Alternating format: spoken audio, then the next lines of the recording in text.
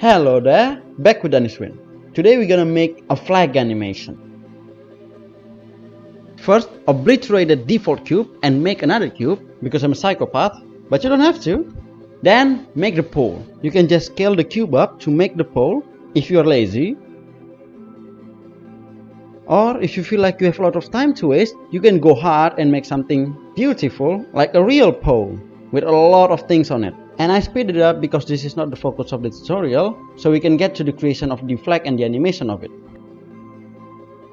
Or if you don't like something smart, you can make something crazy, like a pole of Taurus, right? Or you can just make a pole of donuts, up to you. And if you're done with the pole shenanigans, let's continue to the flag.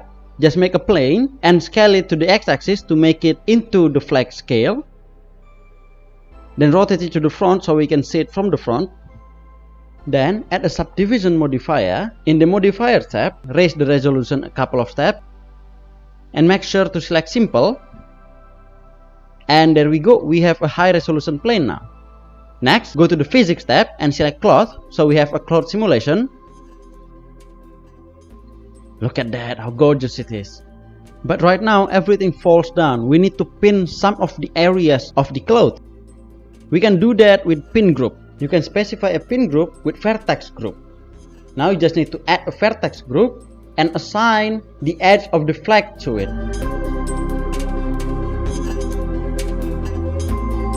And select the vertex group as the pin group.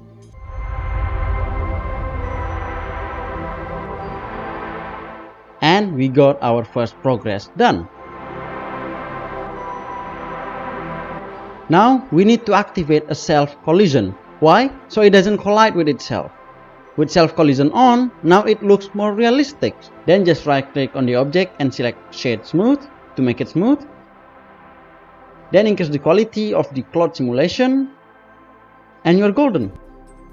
Now what we need is to set up the flag and the pole. You already made the pole, so just set it up. And now we're done with it. Next, give collision to the pole so the cloth doesn't go through it.